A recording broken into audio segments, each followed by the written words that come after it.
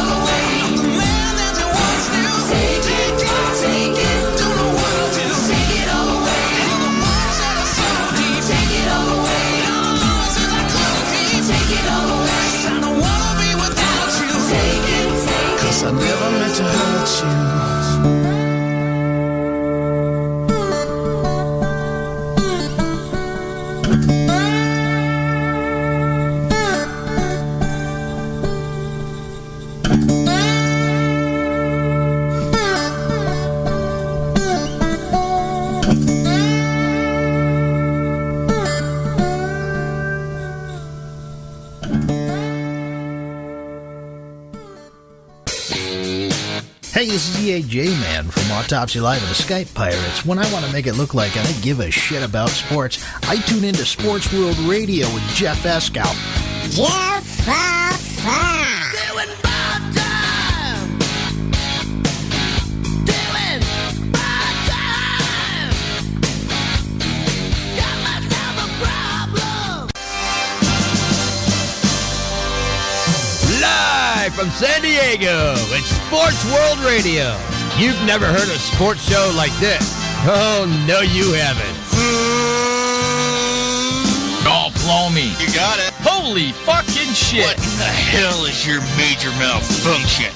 Can't believe that goddamn son of a bitch did that fucking crap. Don't give me any of your shit. Right? Yeah, that's right.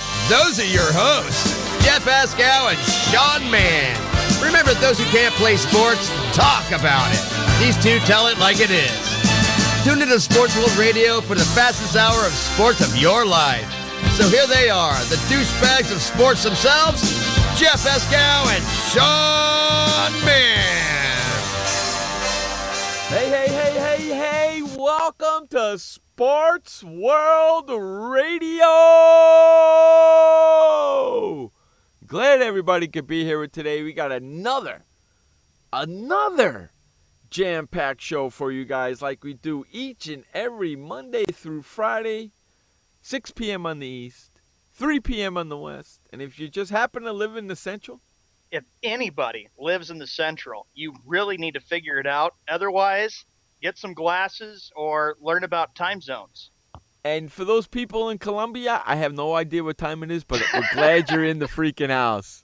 Welcome to all those people listening to us in Colombia right now. This is Jeff Escal. That is Sean Mann. This is Sports World Radio. You can also listen to us on SportsWorldRadio.com.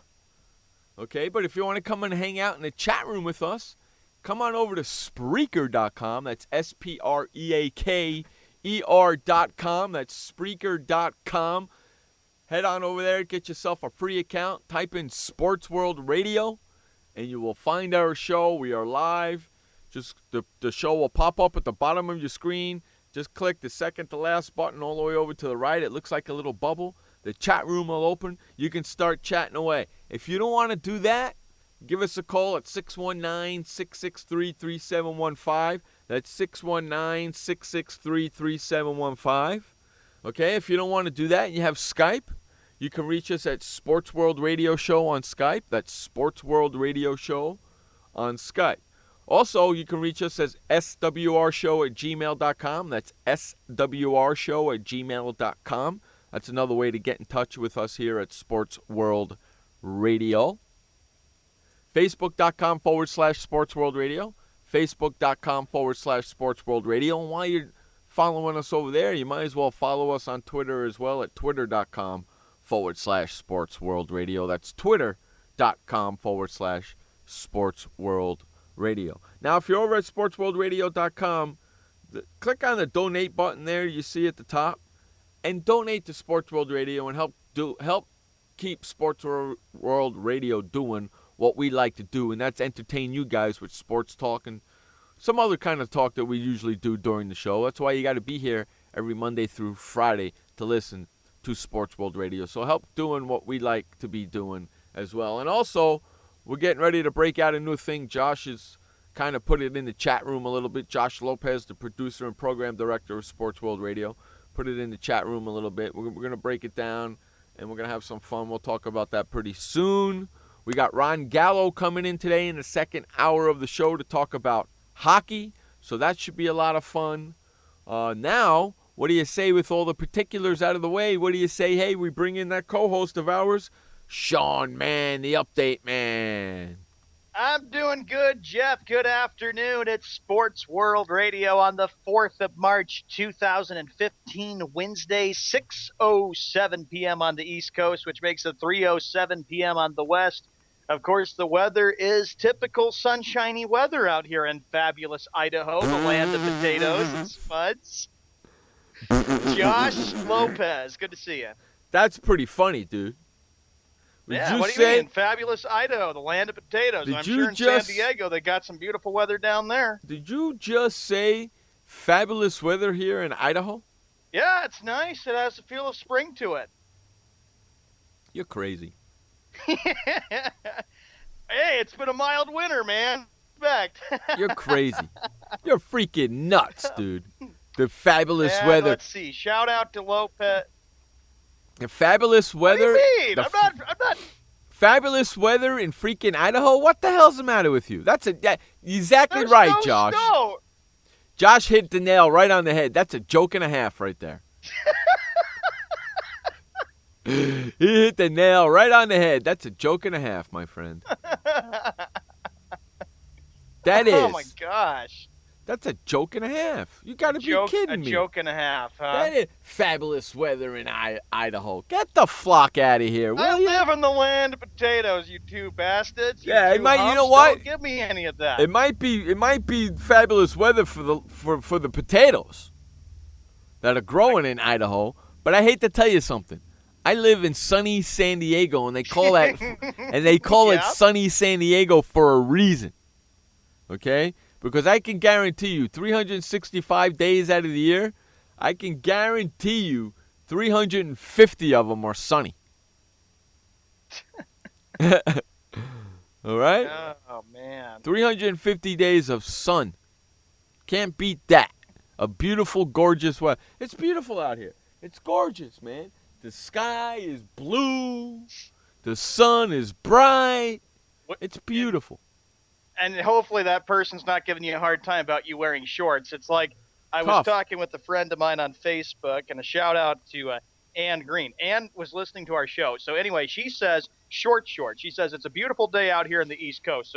So I say, all right, I'm giving her a shout-out, and I was putting on Shorts, the big song from the 50s. We wear shorts, and Jeff is like going, I enjoy it. I can wear shorts and a T-shirt.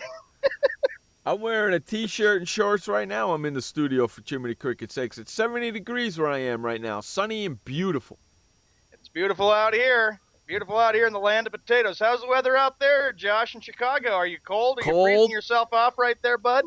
Cold, windy, and freezing his ass off. That's why he wants Peter O'Reilly to have a bad experience with the NFL draft, Josh, with Jeff. I hope it's freaking... I hope you get a freak rainstorm or a freak snowstorm in April just to piss the NFL off, because that's the stupidest thing I've ever heard in my life. Hey, you could get paid lots of money for running back and forth. What do you expect? How much of that... Okay, how many people are running... Did you guys do any research on this for me last night? How many people are... I don't know. How many people are running back and forth? Are they going to have one person for each team? What's the deal? Or is it going to be one guy that's constantly running back and forth? If it's one guy, I say they should start with a fat dude, an obese fella. By the time he's done, he'll lose a good 20 pounds. Right? Dude. Oh, my God. Listen, I know all you obese people out there are mad at me right now for saying that. That's fine. Send your emails to swrshow@gmail.com. I'll comment them on later. Josh goes, I'm sick of the freaking show, and I was downtown for 7 hours today. I'm sick of the freaking snow, and he was downtown for 7 hours today, freezing his fat ass off. Hey, Josh, you live in Chicago. Why don't you volunteer to be the runner? Yeah, Josh, you could volunteer and be the runner. You could enjoy it. You could actually meet Roger Goodell. Maybe Skippy Bayless will be there. And you could put you'll be all bundled up in a jacket and with a hood on and a nice cap on your head. You know what, dude? I say your jacket should say Sports World Radio on the back. So when you're running, everybody can see it. Josh, you should apply for that runner's job. You and Frank. Oh, that's funny. That would be awesome. You and Frank should do that together. You two rat bastard can kiss my ass. Look what Josh says. You two rat bastard can kiss my ass. You should run for it. You and Frank can alternate. You go one time, then Frank goes one time. Then you go. This way it gives you time to get back and get a drink before the next pick. Josh, Frank, you got yourself a job. You can go to the NFL draft and run back and forth. Be the runners. You can have a great time. Be the runners. Right? And every time you're running, you just shout out, SportsWorldRadio.com. SportsWorldRadio.com. And then when a big gust of wind comes by, let go of the ticket. And then you have to chase it down the road. That would be kind of fun. I think that would be kind of fun. Josh's probably sitting there saying, shut up, you two. I'm just sitting there. He's probably just shaking his head like, what the heck? Come on. Look what he says. He says, I got better things to worry about. What do you mean, Josh? It would give you a chance to get out and enjoy the weather. But, Josh, remember to dress warm if you get hired for the job because it might rain or get a big thunderstorm. Yeah, it's what's going to happen, man. It's going to be wind, rain, thunder. You know what? It's going to be a black cloud over that freaking particular area of that particular time and day. And it's going to rain. Maybe ESPN called Jeff Eskow and says, you can get out of your studio, Eskow, and you can come and maybe you can do the job for a while. I'm not running. I'm telling you that right now.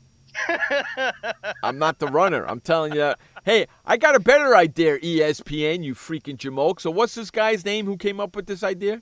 Peter O'Reilly. Peter O'Reilly. This is directed right at you. Have you ever heard of an iPad? Have you ever heard of an iPad, you jackass?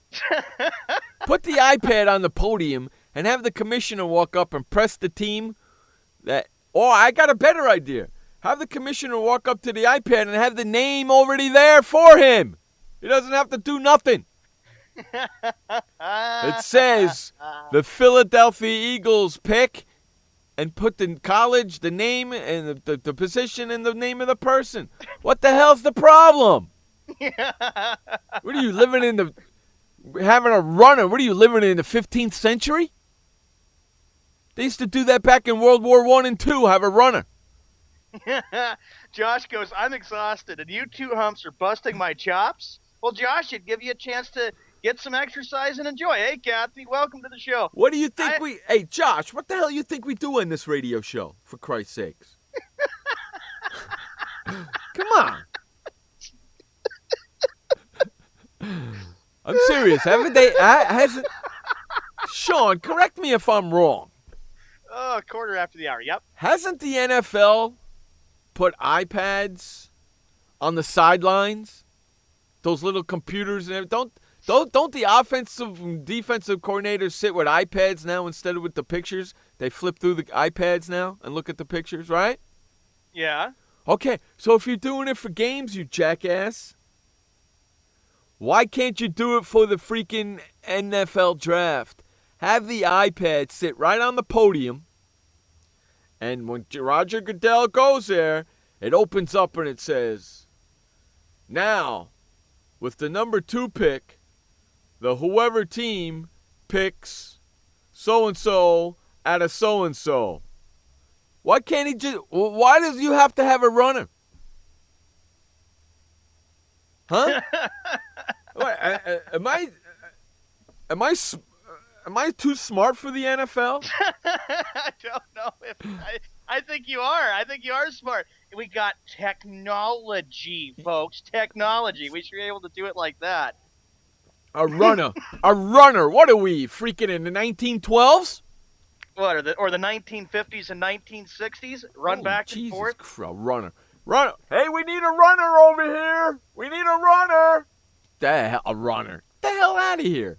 Josh, you won't mind it. Just rest up, sleep well the next couple weeks, and then when you get hired for the position, you'll feel so much better, and you'll be getting paid a lot of good money, listen, too. Besides Sports World Radio, this guy's got to produce and get all the Skippy quotes. This poor guy works his fat ass off all day long.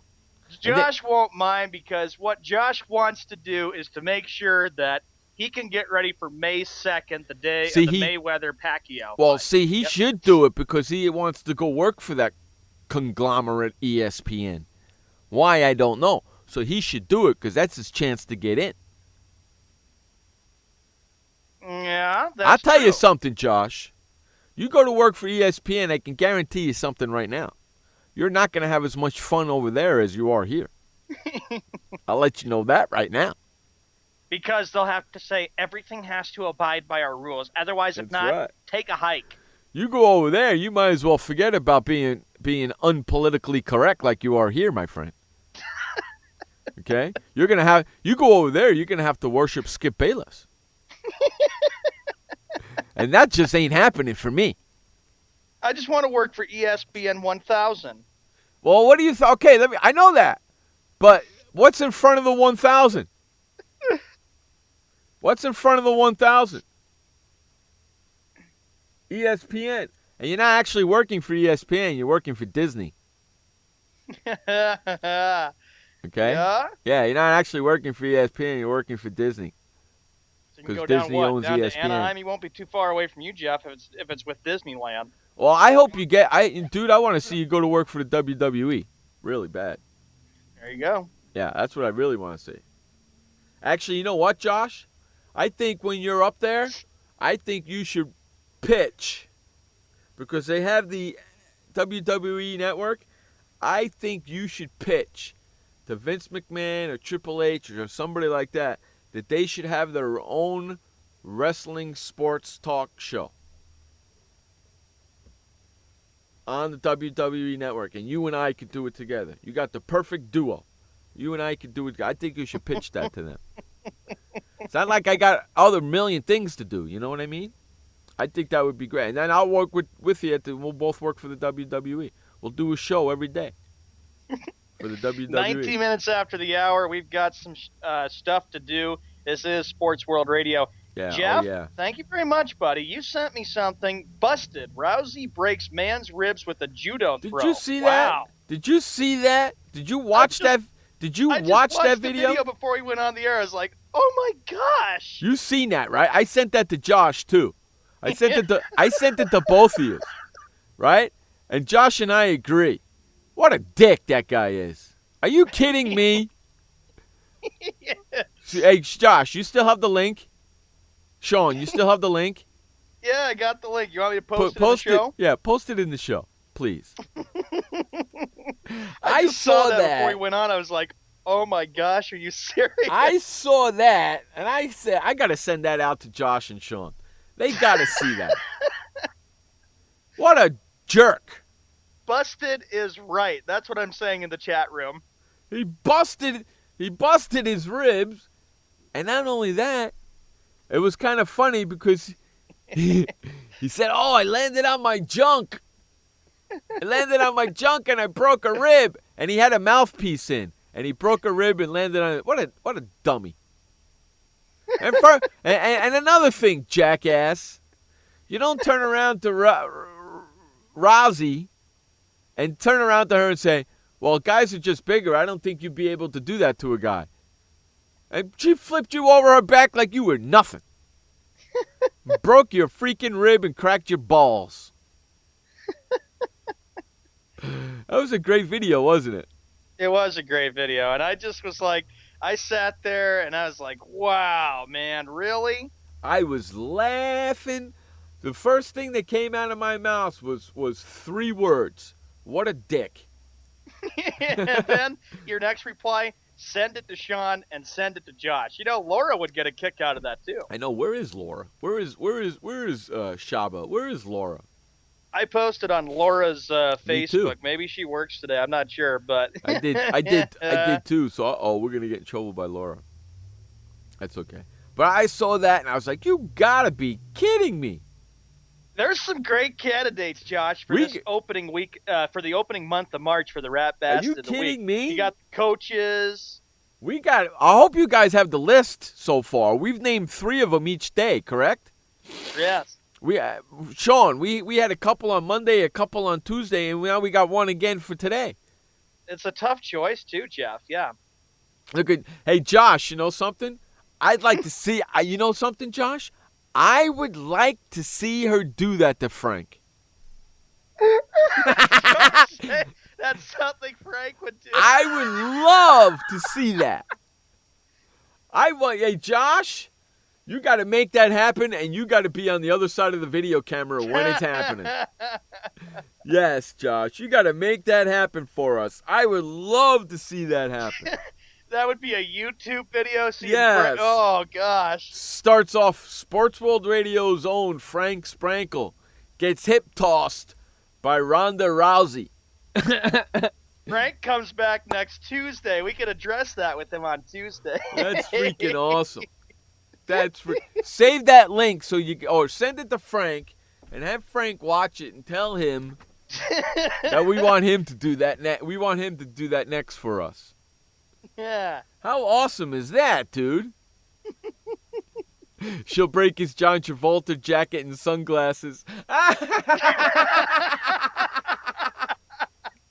Oh God. Okay. Josh, Okay, now for all you people For all you people listening who don't know what Josh Lopez, the program director and producer of the show, in the chat room says, she'll break his John Travolta jacket and sunglasses. He has his 1950s black leather jacket with his black sunglasses, and he has kind of a slicked hair back kind of a deal going on there. He looks just like Kinnicky when he wears it with a white T-shirt. He was doing it on our last production meeting one night. We were all on cam. He was on cam and showing us. We were all laughing at him. Just laughing at him. Yeah. So that's where that comes from. I had to give a little backstory on that, Sean. That's where that comes from, the John Travolta jacket and the sunglasses. You know Just what, so you Jeff? guys know. After you get that idea, I just sent Frank the link on his Skype. So when he gets on his Skype, he can read it because he's at a basketball tournament this week. How awesome is that? She'll beat him up so bad he'll turn into a St. Louis Cardinals fan. That's pretty awesome right there. Now, another story you sent me, Jeff, today. This is another big one. Ray Allen has been looking all year for an NBA team. It's not going to be the case. Ray Allen says he will not play this NBA season. Have we seen the end of the big three-point shooter, Ray Allen? Hey, Ray, you're not playing on a team this year. It's no wonder why you're not going to play for the rest of the season. No duh, you moron. That's the big question with Ray Allen. And then he says, did you read the article? Because in the article he says, well, it depends on how I feel. I might come back next year. Hey, you're 40 years old. You know what's going to happen? You ain't coming. Allen turns 40 on July 20th. Guess what, buddy? You're done. You might as well just press the retirement button because you couldn't find a team. You couldn't find a team to play on this year. And I don't care in the article that it says he had multiple teams that wanted him. I don't care. You're not playing for a team. What does that say? And if you think you're going to take a season off and then come back next year, who do you think you are, Adrian Peterson? The hell out of here. That ain't going to happen either. Ray Allen says that, of course, has 2,973 three-pointers, leads the NBA's all-time chart by a wide margin. 413 ahead of Reggie Miller and 928 up on Jason Terry, who is third on that list. And you're right, Jeff. He is 40 years old. He has a big decision. I did get a chance to. He's not coming back. A 40-year-old guy takes a year off. He couldn't get a team to play for this year. How the hell you know a team? And it says in the article, well, teams have been inquiring for him to play. So if a team's got inquiring, why isn't he playing? True. And my question to you, Jeff, is suppose since you're a Knicks fan, how about the Knicks maybe reach out to Ray Allen or Josh? Would you like the idea of Ray Allen being a Chicago Bull? No, I don't need him. No, he's done. He's 40 years old. He's finished. Good night. Might as well just retire. Maybe be an NBA analyst for ESPN or maybe Might join as well TNT. just retire because you haven't played. I like how the headline says Ray Allen says he will not play this NBA season. You haven't been playing all season long. There's only a month and a half left in it. No wonder why you. I don't get that. Ray Allen says he will not play this season. You haven't played all year long. No team has wanted you. You know why? Because you're freaking old. There's no, like Josh says, there's no need for Ray Allen. You know why today is so special? That's what Josh says. Why? Why is today so special? Ray Allen, if you were in such demand, you'd be on a team playing, wouldn't you? Wouldn't you? Yep. Don't try and turn a spin on this. Ray Allen says he will not play this NBA season. It wasn't Ray Allen's decision. You know whose decision it was, Ray Allen? It was the NBA's decision because no team came looking for you, did they? It's Chicago's birthday is what Josh is saying. Go White Sox, go Bears, go Bulls, go Blackhawks, go Cubs. It's Chicago's birthday. Oh, geez. Big stinking deal. Chicago's birthday. Who gives a flying hornet's nest?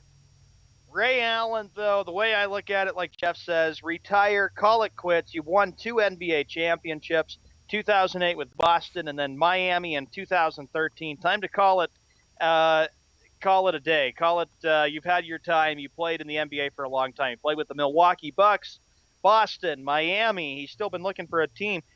Go to ESPN. I would say just be an NBA analyst and go join them. They make good money on ESPN or maybe TNT or ABC. Yes. Who knows? Who knows? Who knows is right. Another man who is also making big headlines, Peyton Manning, taking a $4 million pay cut. Peyton Manning and the Denver Broncos have agreed on a new contract for the 2015 season, in which the five-time NFL MVP will take a $4 million pay cut to provide more cash for the team to do business on the free agent market, which opens with the new league, which is Tuesday. Manning will make $15 million in base salary, Jeff, in 2015. So, Jeff, you can be happy. Your bet is still on. You're so far 3-0, and if you win another bet, then boom, then you're winning the whole thing. I do remember saying when Manning signed this deal that this deal was going to be changing within the 5 years, correct? Yeah. So, again, now, why? I'm Peyton Manning, and I'm taking a pay cut. I'm taking a $4 million pay cut. His salary went from $19 million down to $15 million. Sorry, Broncos. You signed that contract. I signed that contract. I ain't giving you a – no, that's what I want. I want my money. Josh, I'll be wondering what That's your ridiculous. fantasy football team will be like when that time comes and when we do NFL Real Talk, buddy, if you keep on saying Omaha said Hut, and then look what happens. He still has with to the, pass Sean, he still has to pass a physical. Yeah, I believe he'll pass it, but Broncos have a lot more areas than just Peyton Manning to fill because, remember, Gary Kubiak comes in. He's a buddy with John Elway. We know that very well, going back to the 80s and parts of the 90s, but Denver's got many areas to fill if they want to be a really serious Super Bowl contender, but I don't know. I think they're in a lot more trouble than that. Hey, this is gonna be Peyton's last year with the Broncos. Yeah. Yeah, I'm telling you, he's not gonna make it to his 5th year. This is gonna be the last year because they ain't gonna win the Super Bowl this year, and he's gonna be tired and banged up, and that's gonna be the end of that. We're gonna talk more about Peyton Manning after this commercial break. You're listening to Jeff Escow and Sean Mann on Sports World Radio. We'll be right back. This message brought to you by FEMA. Stay fire safe this winter. Turn portable heaters off when you go to bed or leave the room. Keep anything that can burn at least 3 feet away. Plug portable heaters directly into wall outlets. Inspect and replace damaged cords, broken outlets, or loose connections. Use portable heaters with an automatic shutoff so that if they tip over, they turn off. Only use portable heaters approved by a recognized testing laboratory.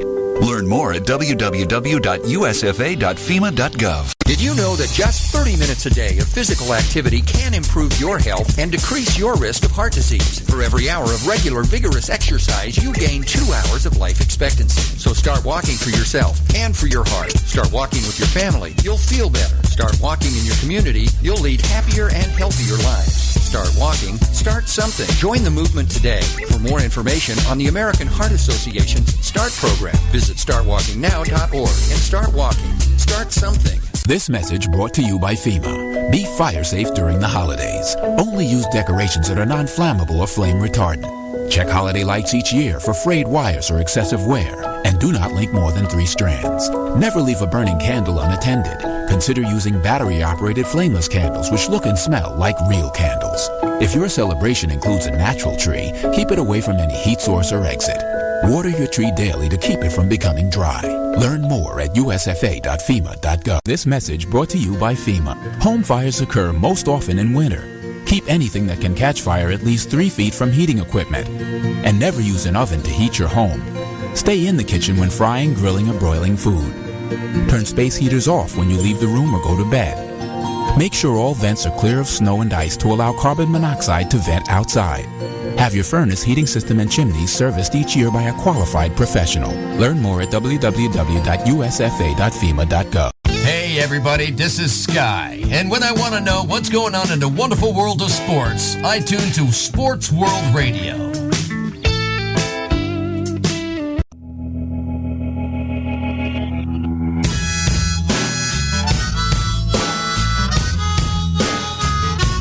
Welcome back to Sports World Radio. Jeff Escow, Sean Mann, bringing you the fastest 2 hours of sports talk each and every Monday through Friday right here on SportsWorldRadio.com. All right, Sean, where we going, buddy?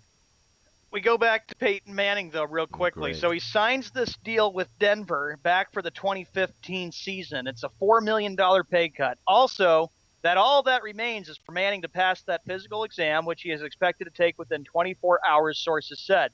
After that, he will sign the contract. The contract includes incentives that could take it back to $19 million, $2 million for winning the AFC Championship game, and $2 million for winning the Super Bowl, his only Super Bowl, which was against, sorry for saying this, Josh, the Chicago Bears. Sorry for saying that, Josh, the Chicago Bears. Nevertheless, Manning was among the league leaders with 4,727 yards passing, 39 touchdown passes, and 15 interceptions. The Broncos have averaged 12.7 wins in Manning's 3 seasons. That's a good thing, John Elway. And I know, John Elway, I have to address this too. Fix your defense. Your defense is really, really horrible. How are you expected to win anything with that defense you have? Denver, that's what they need. They need to fix like the defensive line or their defensive linebackers because, okay, Manning might be the answer, but we all have to ask ourselves, and we'll be talking about this down the road, Jeff, before we get ready for our NFL Real Talk on Saturday nights. Does Peyton Manning have enough in him? That's the big question. Does he have enough in him to try to have that chance to finally win another Super Bowl, or are we just going to say he's done? Throw in the towel, throw in the white flag, and call it good. Throw in the white flag and throw and call it good. Boom, bam. Yeah. There's a link, ladies and gentlemen. You could join our Tony Pick'em pool that's coming up for the college basketball. Josh goes, John Fox, Jeff, will have a better return of investment in Chicago than in Denver. Believe that. Nice attempt at a cheap shot. I think John Fox can. He has to try to teach the new system to Jay Cutler. That's the thing. He has to send the new system to Jay Cutler. That sounds pretty funny. You know that, right? Yeah. Other news to report. How about this? The Buffalo Bills, one day after getting LaShawn McCoy, the Buffalo Bills have made a trade for Matt Castle. What? The Buffalo Bills have continued their busy offseason Wednesday, agreeing to terms on a trade with the Minnesota Vikings for Matt Castle. Oh, my God. Matt Castle, Jeff, is 32 years old, is expected to compete with E.J. Manuel to become the Buffalo Bills starter at quarterback this season. Manuel was benched after 4 games last season in favor of Kyle Orton, right, who retired after the season. Right. So what's your guys' thoughts? Matt Castle going to the Buffalo Bills, good move or bad move? Oh, he's probably going to be the starter. The Bills are trying to do what they can to get back to the playoffs because they have had a long playoff drought, which was back in the 90s, the last time they made it to the playoffs with the Jim Kelly, Thurman Thomas, Bruce Smith days. Castle, who's entering the final season of his contract, will count for $4.75 million against the Bills' salary cap. He is due to make $4.15 million in 2015. This is an interesting situation for Rex Ryan, though, Jeff, first-year coach of the Bills, because then he has to realize who is going to be the answer, who can come in there and be the quarterback and try to get the Buffalo Bills back to the winning ways. Me. They're done. Buffalo Bills. Matt Castle's your starting quarterback, and you got McCoy there now as your running back. They better have an offensive line. Josh goes, they'll still miss the playoffs. They better have an offensive line. Matt Castle with the Kansas City Chiefs. That's right. The offensive line is big, Jeff. He went 19-28 as the starter in 4 seasons with the Kansas City Chiefs before being released. Wow.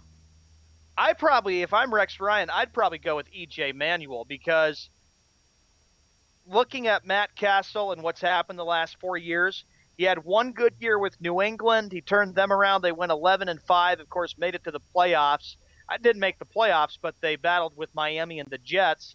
But the way I look at it with Matt Castle is that he is not totally the best. So Rex Ryan has a big decision to make, who he wants as quarterback of the Buffalo Bills. Yeah, but if they're bringing in Matt Castle, you know that's who's going to be it. Yeah. Right? Mm-hmm. You know that's going to be it, so. Josh goes, the Bills allowed 40 sacks. The Bills have allowed 40 sacks last year? Yeah. That's a lot of sacks. So they better have a better offensive line then, because that's what it comes down to, is an offensive line. If you don't have an offensive line, you can't protect your quarterback. Rex Ryan even pointed out in his press conference when he was hired as the Buffalo Bills coach that he has every belief that in 2015 the Buffalo Bills will end that playoff drought and make the playoffs, but we shall see. We shall see. You're correct. I'll tell you one thing that AFC East got a little bit more interesting now with him going over there, and him doing what they're doing over there right now. Because everybody in the East wants to try to overtake New England because New England's won 4 Super Bowls. The Bills are a team I still don't consider them to be a real favorite in the AFC East. They still got holes that they got to fill. Miami is a question mark with their situation. Of course, they had a better year. The Jets, not so good. Same old Jets. They're going to be really, really bad when the season starts because new coach, and then Geno Smith being the interception machine. So AFC East is trying to get competitive because New England has just owned it since the Brady Belichick era began, which was back in 2001. Right. Now, Wes, this is for you wherever you're listening. The Pittsburgh Steelers hope Troy Polamalu retires so they are not forced to release him. A source close to the iconic safety confirmed to ESPN.com. That's pretty funny, dude. You know that, right? Yep. That is pretty funny. Troy Polamalu remains undecided about his future, according to the source, but he is considering, Jeff, suiting up in 2015 to show the Steelers that he can, quote, still play. The situation, however, would have to be right, the source said, for Polamalu to play for another team after spending 12 seasons with the Pittsburgh Steelers. 12 seasons with the Pittsburgh Steelers. That's a long time with one team. Yeah. Right? Long time. He's won some Super Bowls. He won in 2005, and, of course, he won in 2008. But that's a big question what they need to do because everybody's wondering, does he have enough in him? Does he feel like he wants to continue playing for Mike Tomlin and the Pittsburgh Steelers? Or is it just time for the Steelers to say, it's been a fun time, it's time to let you go, Troy Polamalu, and you can find a new team? How shocking and worse would this be? Troy Polamalu ends up with the Baltimore Ravens because we don't know about the history and the rivalry between Pittsburgh and Baltimore. I don't think so. If he's going to retire, he's going to retire. That's going to be that. Pittsburgh is preparing to move on from the player who has long been one of the faces of the franchise. The Pittsburgh Post-Gazette had earlier reported the Steelers' desired intention to move on from Polamalu. Right. So the way I look at it, Jeff, I don't think he's coming back. I don't think Troy is going to come back because it seems to me from reading this story today that the Steelers are probably just saying that it's time to maybe move on. He's been there for 12 years. He's been great. He's been a big popular figure in the city of Pittsburgh, and people have been very proud of him. But there's a lot of the Steelers are just like the Broncos. You know, they're getting old too. And Roethlisberger, you don't know how many years he has left. No, you don't.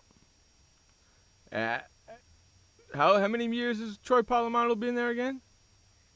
Troy Polamalu has been with the Pittsburgh Steelers for 12 years. 12 years. That's a long time for one team. Right? Josh, you hit it right there. Mike Tomlin, he doesn't get it done next year, he's gone. And Todd Haley, because Todd Haley re-signed with Pittsburgh, and I know Wes was not a happy camper with that. No, Wes don't like that back at as all. offensive coordinator. Yeah, Wes don't like Haley as offensive coordinator at all. I know he was very fed up about it when he came to the show. And no, Sean, Haley is not going to the Bears, LOL. I know Josh is happy about that. Because we were giving Josh a little bit of a hard time about that, about thinking that Todd Haley could be the next offensive coordinator for Chicago. Right. How funny would that be? It would be hysterical if that happened, but the Steelers realize that probably this is the final run. They're probably thinking, we don't get it done, there's going to be major changes. And I got a question, Josh and Jeff, for both of you. How long do you guys think that Ben Roethlisberger has left in the NFL for the Pittsburgh Steelers? Same amount of time as Brady and Manning. Not long. Yeah. Right? Yeah, and I believe that what the Steelers need to do is maybe go into the NFL draft and maybe start looking at a backup quarterback. Why? Just because if you're saying that Roethlisberger doesn't have much time left, that they need to start preparing for life without Ben Roethlisberger. They're going to bring Manziel in. Wes seeing Johnny Manziel going to the Steelers, would that be a blow for Browns fans? Yeah, I think he would hate that. Josh goes for the Steelers 2 to 3 years, and the NFL 4 to 5 years. I don't think Wes would enjoy that at all. Wes would not be very happy about it. You know? I don't think Wes would enjoy that at all. I don't think so either. Not at all. You know? I listen, I wouldn't want him on my team. Not one stinking bit. I wouldn't want him on my team. Not one stinking bit. Hey, let's run to the update, all right? We got the update. Yeah. We'll talk more about this when we come back from the update and commercial break. You're listening to Jeff Escow and Sean Mann on Sports World Radio. This is our first update of the day. This update is brought to you by The Flipper. Are you guys sick and tired of going to the bathroom only to see the toilet seat up and then you got to touch it to put it down? Well, you don't have to no more. Head on over to flipperflipper.com and get your flipper today. It attaches to the underside of your toilet seat where you never, ever have to touch your toilet seat ever again to flip it up or flip it down. It's called The Flipper, and it's at flipperflipper.com. Take it away, Sean Mann, with the first update of the day.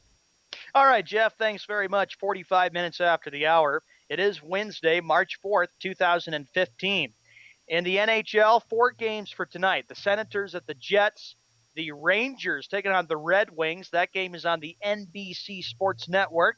The Canadiens at the Ducks. And lastly, it'll be the Penguins taking on the Avalanche. In the National Basketball Association, 13 games tonight. It'll be the Knicks taking on the Pacers. Suns at the Magic. Celtics hosting the Jazz. Hornets at the Nets. Cavaliers at the Raptors. Grizzlies at the Rockets. Nuggets at the Timberwolves, Pistons at the Pelicans, 76ers at the Thunder, Lakers taking on the Heat. That game is 8 p.m. Eastern Time, 5 p.m. Pacific on ESPN. Kings at the Spurs, Bucks at the Warriors, and the other game following the Lakers and the Heat on ESPN will be the Trailblazers taking on the Clippers. That game starts at 10:30 p.m. Eastern Time, which is 7:30 p.m. Pacific Time. In the NFL, the big news today, Peyton Manning has agreed to a $4 million pay cut as a new contract. So that means he will stay in Denver to remain the Denver Broncos quarterback. Could this be the last year we see Peyton Manning ever in the NFL after this year? Time will tell. The Buffalo Bills, one day after getting LaShawn McCoy, made some news today. They got Matt Castle from the Minnesota Vikings. So it's been kind of an active, very busy offseason so far for the Buffalo Bills. Since they hired Rex Ryan after he was fired from the New York Jets back in December. This update is brought to you by The Flipper at flipperflipper.com.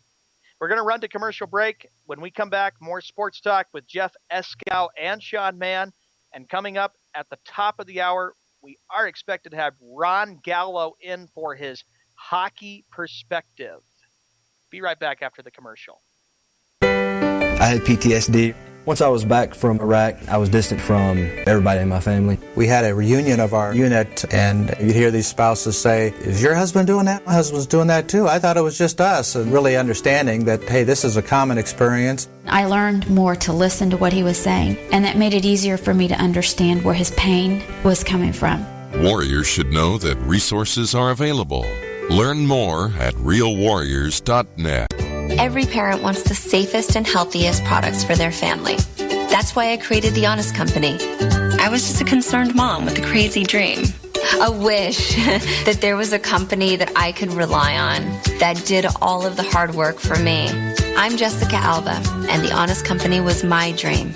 LegalZoom has helped 1 million businesses successfully get started, including Jessica's. Launch your dream at LegalZoom today. Call us. We're here to help. Why does consultant Jerry Howell stay at La Quinta? Can you come back tomorrow? Because only with La Quinta can Jerry instant hold the room tonight using just his phone number. And then power down for tomorrow on his pillow top bed. And when Jerry's refreshed, you know what he does? We need ideas, people. Think. Synergistic integration. Genius. He thinks outside the box. I'm going for it. No. La Quinta Inns and Suites take care of you so you can take care of business. Instant hold your next stay on your smartphone at LQ.com. La Quinta. Welcome to the Man Manual. Man comes with a multifunctional casing known as skin. It is remarkable. Warning, standard body wash can cause damage to man's skin. Maintain it properly with Dove Men Plus Care Body Wash. It cleans man and protects skin from dryness. This will keep man's skin remarkable, even under extreme testing. Dove Men Plus Care Body Wash. Skin care built in. Also, freshen man's exterior with new Aqua Impact Body Wash. Hey everybody, this is Sky. And when I want to know what's going on in the wonderful world of sports, I tune to Sports World Radio.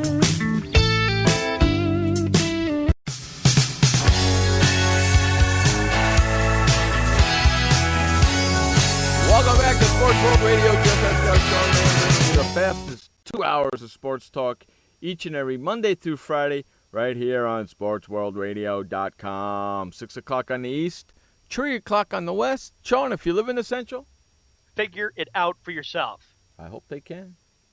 I hope they can. 50 minutes after the hour, Jeff, here's the next story. And what might be an unprecedented visit for how early it occurred, quarterback Jamie Winston was in Tampa, Florida on Tuesday for an all-day meeting with the Tampa Bay Buccaneers. Is this the man that can turn the Tampa Bay Buccaneers around and get them back into serious playoff contention with the NFL? No. Come on, seriously? Jameis Winston. Come on, seriously? Come on now.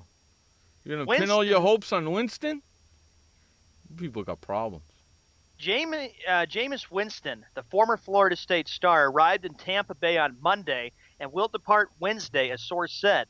Tuesday's meeting was largely with the Buccaneers' ownership, the Glazer family, and the trip was billed with a Glazer-centric by another source.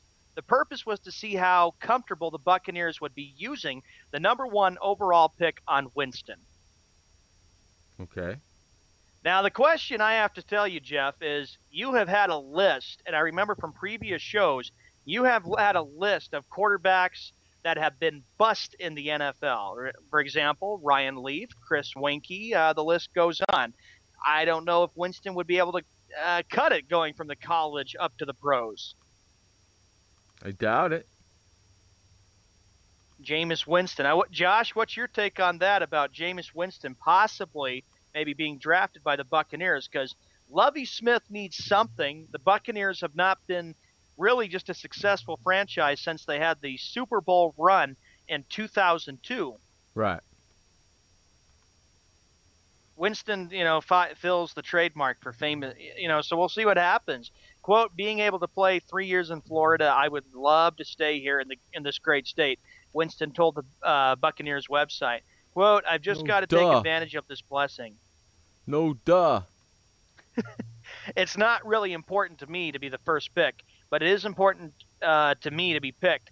I believe that I have been blessed during my years at Florida State to win a national championship and just be a winning quarterback.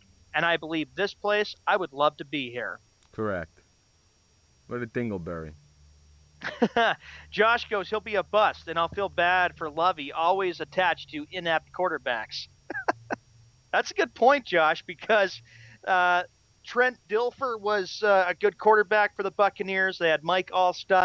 Tony Dungy did a good job of turning the Buccaneers around, but when John Gruden left, I always felt that was kind of like the end because, like I said, the playoff success for the Buccaneers has been bad, and they've just been a team that's been downhill. I think Frank has said on previous shows, you got to give the Buccaneers maybe a few years, and then maybe we can see them as a serious contender in the NFC. Right. You think so? I do. So what would you think, Jeff? Jameis Winston maybe being the Buccaneers starting quarterback in September. I'm not too fond of it, but we'll see. I'm not really fond of it, to tell you the truth. Yeah. I'm really not. I'm not fond of it at all, to tell you the truth.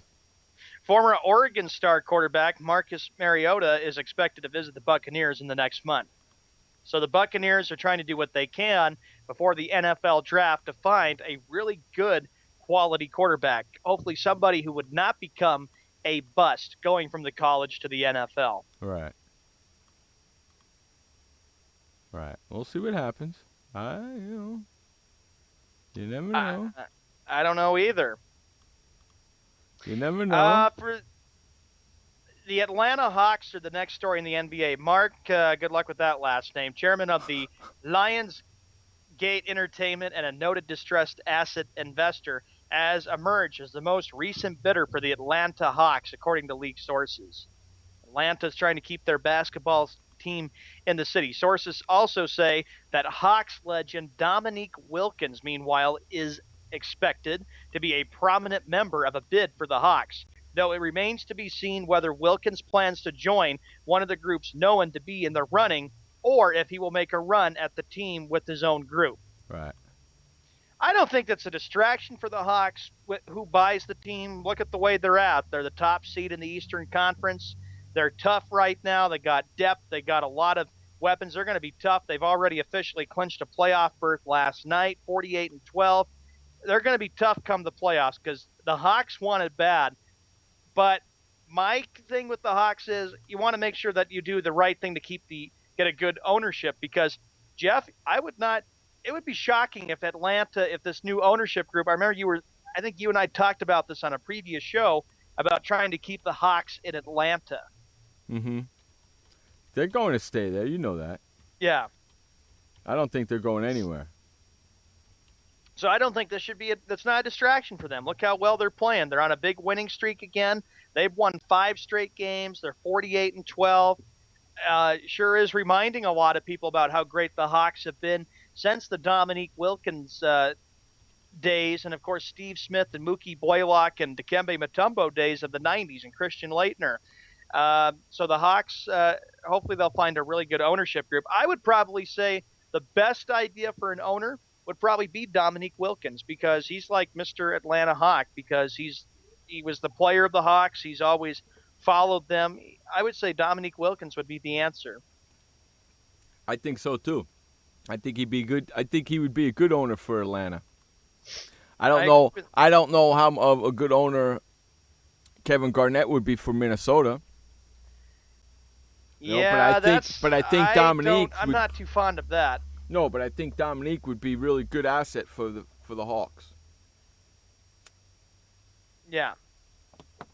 I don't know if Kevin Garnett would be an asset for the. I don't know if Garnett would be the man that could turn the Minnesota Timberwolves around and have the ownership experience. Try to be done, play in a few years, be done, and then purchase the Timberwolves, and it'd be like, what can the guy do? Right. Exactly. At the All-Star Weekend in New York last month, NBA Commissioner Adam Silver said of the Atlanta sale process, quote, "That has moved along the course that we expected. There are several very interested parties who are looking at the team. It is on schedule." It is on schedule. Well, that's good, right? It is good. Sources say that his close ties, to Malone have led some city officials to wonder whether that bid for the Hawks for this new guy, if successful, would ultimately lead to the NBA franchise pursuing a move out of its downtown Phillips Arena home to an Atlanta suburb. The Braves announced late in 2013 that they will be relocating to Cobb County, roughly 15 miles away from their Turner Field home downtown, starting with the 2017 season. Right. Wow. So the Hawks are just trying to figure out what they can do to get a new ownership, a new team, and get out of Phillips Arena. I don't know, Jeff, what your thoughts are about Phillips Arena when you've watched a lot of Knick Hawk games in Atlanta. The only time I watch them is when the Knicks played Atlanta, pretty much. You know? Yeah. That was really the only time I paid attention to Atlanta. The rest of the time, I never did. Unless they made the playoffs or something, and then I was forced to watch them. Yep. Right? Mm-hmm. Josh goes, White Sox won over the Dodgers. Yeah, Josh, it's only spring training, bud. He's starting already, huh? He's probably ready for baseball. Yeah, he's ready for baseball season. Screw you. Baseball season. No. It's coming up, you know. Baseball season. That's a joke. Especially with what? Fantasy baseball or something? Yeah. Yeah, I don't know if we're going to do that this year. Are we? I don't know either. I haven't asked. We should do a poll and see if people still want to do it this year. Because I've actually had a couple of people from the league from last year already send me an email telling me to send them an email to sign up. Yeah. How about that? So I don't know if we're going to do it, though. I don't know either. Still thinking about it, my friends. It's a debate. Yeah. And on that note, it is the top of the hour. We have to run to commercial break. I hope we can get Ron Gallo in here. We're going to try. We're going to try. We're going to be back either way. We'll be right back after this quick commercial break. You're listening to Jeff Escow and Sean Mann on Sports World Radio. We'll be right back.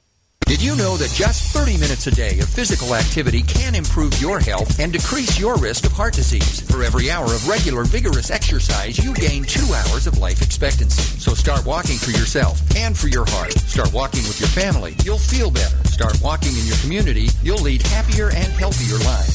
Start walking. Start something. Join the movement today. For more information on the American Heart Association START program, visit startwalkingnow.org and start walking. Start something. This message brought to you by FEMA. Stay fire safe this winter. Turn portable heaters off when you go to bed or leave the room. Keep anything that can burn at least 3 feet away. Plug portable heaters directly into wall outlets. Inspect and replace damaged cords, broken outlets, or loose connections. Use portable heaters with an automatic shutoff so that if they tip over, they turn off. Only use portable heaters approved by a recognized testing laboratory. Learn more at www.usfa.fema.gov. This message brought to you by FEMA. Be fire safe during the holidays. Only use decorations that are non-flammable or flame retardant. Check holiday lights each year for frayed wires or excessive wear. And do not link more than 3 strands. Never leave a burning candle unattended. Consider using battery-operated flameless candles which look and smell like real candles. If your celebration includes a natural tree, keep it away from any heat source or exit. Water your tree daily to keep it from becoming dry. Learn more at usfa.fema.gov. This message brought to you by FEMA. Home fires occur most often in winter. Keep anything that can catch fire at least 3 feet from heating equipment. And never use an oven to heat your home. Stay in the kitchen when frying, grilling, or broiling food. Turn space heaters off when you leave the room or go to bed. Make sure all vents are clear of snow and ice to allow carbon monoxide to vent outside. Have your furnace, heating system, and chimneys serviced each year by a qualified professional. Learn more at www.usfa.fema.gov. Hey everybody, this is Sky. And when I want to know what's going on in the wonderful world of sports, I tune to Sports World Radio.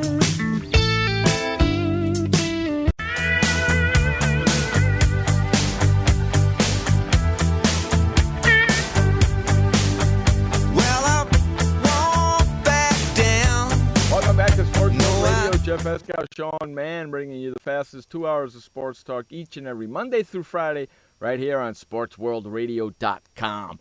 Like we promised, and he is here, the hockey guru of Sports World Radio himself, the Canadian Connection, Ron Gallo. Too kind, Jeff. Too kind. Thank you very much. What's up, buddy? How are you? I'm doing really well. Yeah? I haven't talked to you in a long time. It's been at least 3 weeks. Yeah, I know. You've been moving and grooving, haven't you? I've been volunteering with the Canada Winter Games here in Prince George. I've been trying to get a few things done of my own, and keeping busy. It sounds like you've been keeping busy. I am. I'm in the process of raising money for a little bicycle venture that I'm about to go on in the end of the summer. From August 29th to 30th, I'll be crossing the 49th parallel. I'll be riding from Vancouver to Seattle. It's about a 250-kilometer bike ride, and there's going to be a team of 50 from Prince George. Right now it's a team of 46, so we're hoping to get 4 more participants, but we're all raising a minimum of $2,500 towards cancer research. Way to go, my friend. Yeah, it's going to be a little bit one of those challenges that you realize that you bite off more than you can chew, but got to get it done. You've been walking and running a lot too, haven't you? I have been running. I have been running a lot in the past. Last couple of weeks, I haven't been doing much, and I got to get back into that old gig as well. Ron, welcome to the show there, buddy. Sean Mann here at 7:04 p.m. on the East Coast, 4:04 p.m. on the West. On commercial break, we talked about this too, and you did see my post and stuff. I was glad to tag you in it since you're the big hockey expert. 35 years ago, of course, we talked about it a few weeks. Hard to believe it's been 35 years since the USA men's hockey team defeated Russia, and there has been some great, and I do mean great, documentaries about how you even said that changed hockey quickly for the United States. Well, without question. 35 years ago, 1980, Lake Placid, it was the game that launched them to the gold medal game, but it was instrumental. It was huge for America and what hockey meant, especially over in that corridor, if you will. It was a resurgent of hockey in 1980, and it has definitely filtered through a majority of the United States. I'm not going to say all of them. We'll deal with some of that as we continue on here. But when you look at the history of the game on ice through the years, you can probably count on one hand monumental changes or events, rather, that have had monumental changes in the game, especially when and where fans are concerned. The 1980 gold medal was huge for the game of hockey as a continent, for a nation. But we've talked about this on the show before, the impact that Wayne Gretzky had when he was traded to the Los Angeles Kings and what that did for hockey on the western coast of the United States, especially in the state of California. You now look at California and you have 3 very strong NHL franchises in the Los Angeles Kings probably being number 1, Anaheim Ducks being number 2, and number 3 being the San Jose Sharks. You haven't had that same kind of success back east. And right now, the Florida Panthers and the Tampa Bay Lightning are struggling in the state of Florida. And it'd be interesting to see what comes of those. Later on in this hour, I want to touch back on those teams, specifically the Florida Panthers, because there are rumors abounding right now in Seattle about where the Florida Panthers could end up in the next couple of years. Wow, really? Jeff, what would your thoughts be about that? A team going from Florida up to Seattle to have NHL hockey back in Seattle, actually. That'd be freaking crazy. It would be. It might be a little known fact. I mean, we know it up here, but Seattle is actually a bit of a hockey hotbed, and it has strong ties actually to the city of Prince George. There's a couple of players that ended up going from Prince George into the Western Hockey League when the Spokane Chiefs were first started. One of them is Sean LeBrun, and I just had dinner with him on a Sunday night for the Spruce Kings Player Awards Banquet. Sean LeBrun was one of the first Spokane Chief players. He was drafted by the New York Islanders, and he still calls Prince George home. And now his son, Jake LeBrun, is playing for the Prince George Spruce Kings. They've started their playoffs. 2 different leagues, but mind you, what I'm trying to get at here is how a small town like Prince George can actually have a fairly significant impact with hockey in the state of Washington. Seattle was the birthplace of Daniel Knockbauer. His dad is from Prince George. So the kid has an American birthplace on his birth certificate, but his dad is from Prince George. So again, some big ties with Prince George and Seattle. So that's why I'm telling you, like, we hear a lot of stuff up here in Prince George that maybe the rest of the hockey world is only hearing like bits and pieces and rumors. But it's a really strong rumor right now, and we've gotten into it a little early, but let's go through it. The Seattle could be the next home to an NHL franchise. And that attacks another issue that has been a thorn in the side of Jeff and myself, Sean, and that is the lopsided conferences having 16 teams in the East and 14 in the West. If you pick up Florida and move them to Seattle, you're going to end up with 15 and 15. What would you think about that, Jeff? 15-15 instead of 16 and 14. I would rather have it be 15 and 15. It still doesn't do away with the fact that I believe that Detroit should still be in the Western Conference despite all the rest of the rumors and speculations around Seattle. But I'm just saying, this whole thing, Ron, before you continue, has been a major joke with what Gary Bettman did when he changed all the divisions around for NHL. That was a bad mistake from day one. I didn't like it. I'm like thinking, how in the heck can Detroit always... I can't believe I always have to mention that in the Eastern Conference. I can even say in the updates, you got Detroit playing this team, and it's just like, it's nuts. They deserve to be in the Western Conference because growing up, I always remembered how big Detroit and Colorado was. There was that rivalry. You remember that too, Ron, between the Red Wings and the Avalanche in the late 90s in the Western Conference. Yeah, absolutely. I mean, Detroit and Colorado had probably some of the best goaltender fights. I remember that too. Yep. That's pretty bad. That's the measuring stick of some rivalries, is how many goaltender fights two teams have. And I think Seattle, where I live though, with Seattle, they would want a team bad because I know we're talking NHL, and this is your hour, Ron, to talk about it, but the impact people have. People to this day are still very fed up, Jeff, and this is with the NBA. When the Sonics moved out, I think Seattle definitely would go along with having an NHL team in Seattle because there's a lot of people that would like to see a professional sports team back. And I know Spokane, you're right, has got ties. I only live 45 minutes away, and Ron, Spokane Chiefs are very, very big for hockey. Absolutely. I want to touch on something here with you two. Let's go back to Seattle. Let's go back to your comment about a professional team. You're referring to the absence of the basketball team that ended up closing up shop. Why? Why is basketball gone from Seattle? It was a bad decision from day one. I grew up with the Sonics too, where I used to live in Montana, and the Sonics were so big in the 90s. Jeff, you're the big basketball fan, and you remembered how big the Sonics were, because it's even David back Stern. in the Lenny Wilkens days. David Stern didn't want him in there no more. See, but this is the one nagging piece of the puzzle when it comes to moving an NHL franchise to Seattle. You have people going, why would you move a team from Florida, even with its lack of attendance? Why would you move a team to a city that got rid of a professional sports franchise? Can they support a different professional sport franchise other than the NFL? No.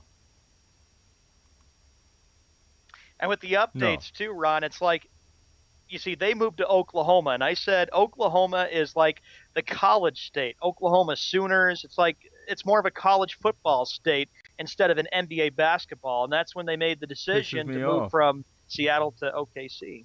Yeah, it pisses me off.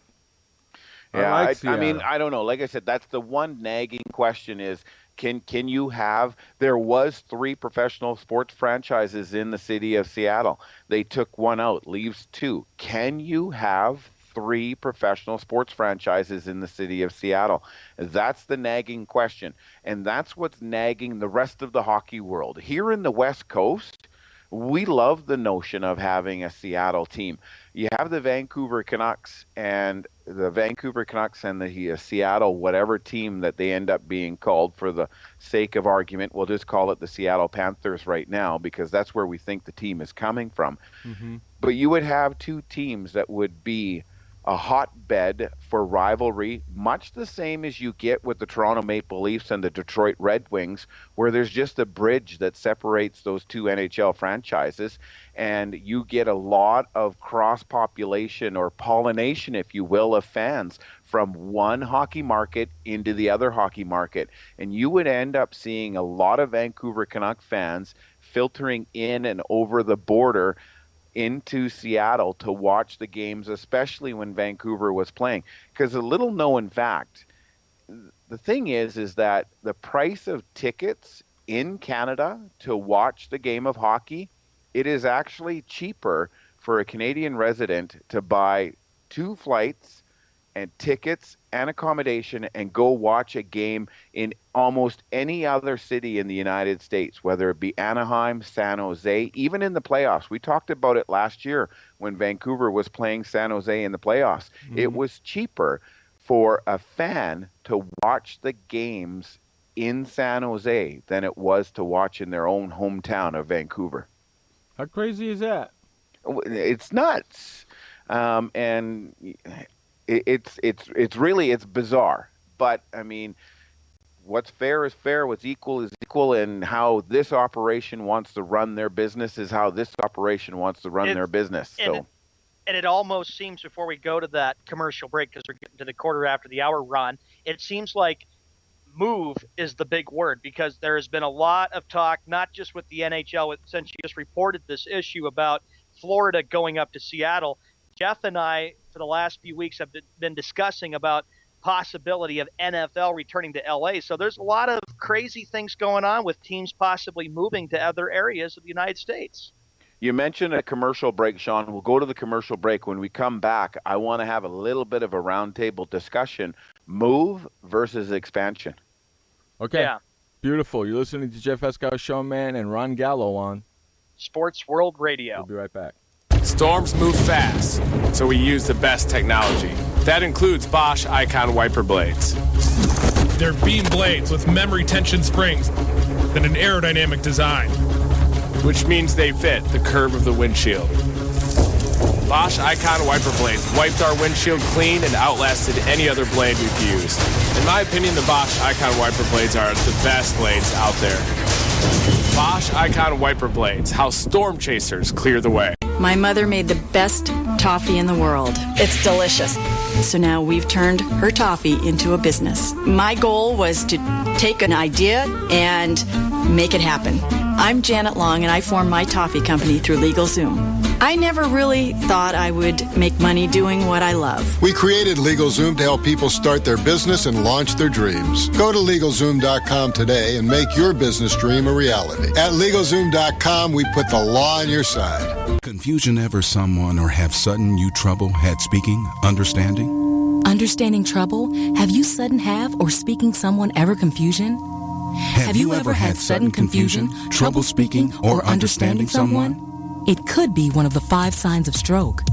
Sudden weakness or numbness of the face, arm, or leg. Sudden trouble with vision in one or both eyes. Suddenly having trouble walking or difficulty with balance. Or a sudden intense headache that comes out of nowhere. If you or someone you know has any of these symptoms, don't wait. Call 911 immediately. You could make a difference in someone's life, someone you love, maybe even your own. It's late until, wait, don't wait until it's too late. Time lost is brain lost. Find out more at powertoendstroke.org. Brought to you by the American Heart Association, American Stroke Association, and the Ad Council. Hey everybody, this is Sky, and when I want to know what's going on in the wonderful world of sports, I tune to Sports World Radio.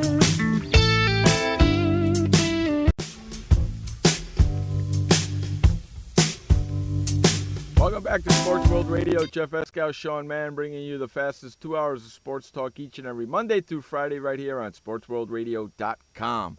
joining us like he does each and every Wednesday in the second hour of the show. That's right, I said second hour of the show. Our good friend and hockey guru, the Canadian connection himself, Ron Gallo. Okay, Ron, you wanted to... Second hour, I want to actually compliment you guys. I mean, 2 hours on a daily basis, that's tough to do, and you guys do it. So kudos to you guys. Thanks. Yeah, I don't do nothing. I just show up and talk. Those guys, Josh and Sean, they put the whole show together. I just show up. All right, there you go. And kudos to you, Ron, on the job you do with hockey. Oh, yeah, I only have to show up for one of those hours. Oh, Jesus Christ. Knock it off. What is this, a love fest over here? There you go. Let's get rid of that and go right back into what we were talking about, move versus expansion. Now, the reason why, a couple of years ago, if you asked me what was the NHL planning and thinking when they put Detroit in the Eastern Conference and made it lopsided 16-12, I would have said, 16-14, I would have said they're planning on putting 2 new teams in the Western Conference somewhere, somehow, most likely one being in Las Vegas, which that's still on the rumor mill. And now we're kind of hearing and circulating around the notion that there's going to be a second one in Seattle. But I don't know that 32 teams is the answer where you'd have 16 and 16 in the conferences. But 32, what would end up happening is you'd be watering down the pool. Now, this is where I'm going to argue my own point. The game of hockey in the United States has been growing by leaps and bounds. And we are seeing more and more first-round American-born players being drafted into the NHL than we have before. Usually, those first-round players were all Canadians. This year, right now, number 1 is expected to be the Canadian, Connor McDavid. The other one, number 2, is Jack Eichel out of the United States. You remember, it wasn't that long ago, we had... I think it was 2, could have been 3, but I remember James Van Riemsdyk and Patrick Sharp were back-to-back American-born, first overall selected NHL draft picks. It was like the first time it had ever happened that an American was first overall draft pick, and then it was the first time, obviously, that it was in back-to-back years. Ron, you were talking about expansion, the move and expansion. Well, here we go. Get this, Jeff and Ron. Bill Foley, the prospective owner of a possible NHL team in Las Vegas, has already cut the team's first business deal with the local organization. Even though the NHL Board of Governors has not yet approved a team for Las Vegas, the Foley-led NHL Hockey Vision Las Vegas has agreed to pay $1 per ticket sold in its first-year opportunity to Village, a Las Vegas not-for-profit that helps people with intellectual disabilities. In return, the popular charity will use its vast network of contacts to spread the word that Foley Malouf wants a 10,000 season ticket deposits in Las Vegas to show NHL team owners and league officials that the Las Vegas market is worthy of a team. So, Jeff, you've been to Las Vegas. I've been to Las Vegas. What would your thoughts be about this, about having an NHL team in Las Vegas? Ain't going to happen. Not going to happen. Short, sweet, and to the point. It ain't going to happen because you know why? You just talked for 3 minutes, and he gave you a 3-second answer. You know why? I'll tell you why. Because then they won't be able to gamble on that particular team at all. Yep. That particular team will be taken off the board all season long, which means any team they play, nobody will be able to bet on. Explain this to me. Why is that? Because you can't bet on a team that is from that town. The gambling capital of the world. They don't like the Las Vegas Posse. When the Las Vegas Posse was playing, you couldn't bet on arena football. Correct. Like when UNLV Running Rebels were playing in the tournament and stuff, you had to go. You had to go to Laughlin to get your action. Couldn't get your action in Vegas, even though they kept saying Vegas odds and this, Vegas odds that. You couldn't get any action in Vegas on that game because of UNLV. Josh points this out in the chat room. Please, commissioners, stop with all these teams moving and this and that. Is it about product of the sport or money? That's what Josh is saying to Jeff, Ron, and I. Okay, Josh, the answer to your question is if it's product, then no, you cannot expand. You have to move because you can't water down the pool. You have to make sure that the cream of the crop are the only ones that are being selected, and you're not going too deep, and you're not drawing out people that don't have enough talent to play at that higher level. So your answer about product says move. If you don't like moving, and then you got to look at expansion. Now, if you start looking at expansion, now you have to start looking at what is it going to cost the footprint for that hockey market to keep the hockey team in that market. I ask you to take a look at the Coyotes. Used to be called the Phoenix Coyotes. They're now the Arizona Coyotes. There was a huge uproar in Arizona because City Council in Phoenix and Glendale approved all of this money to keep the team there. The NHL has a sharing plan for profits, and a lot of it gets dumped into these small market. I call them small market because they don't have a fan base. So the question is, do we actually have too many teams in the NHL? And it all comes down to money. Maybe we should take some teams and just get rid of them completely, Jeff. Well, it all comes right back to the money. Because if the team isn't playing well, the fans aren't going, and the team's not making any money. So guess what? The team has to move to another town to get a good fan base so the team can make money. There's always an exception to the rule, though, Jeff. I ask you to look at the Toronto Maple Leafs right now, who are looking to be the last place finishers in the NHL. There's some huge stories coming out of the Toronto Maple Leafs, and I still want to touch on that before the end of this hour. But real quickly, the Toronto Maple Leafs in 25 games have lost 21. They're still selling out. Still bringing fans to the game. How about this? Well, that's because it's Toronto hockey. That's because it's Toronto hockey. What do you expect? It's the center of the universe. Yeah. You're right. It's the center of the universe, especially when it comes to the game of hockey. If there is a goal in question in Arizona, it is somebody in Toronto, the center of the universe when it comes to hockey, in Toronto reviewing that goal or no goal. Foley, here's his name, Foley Malouf, aims to start an NHL team, this is for Las Vegas, for the 2016-2017 season at the privately financed $375 million arena being built behind New York, on the Strip.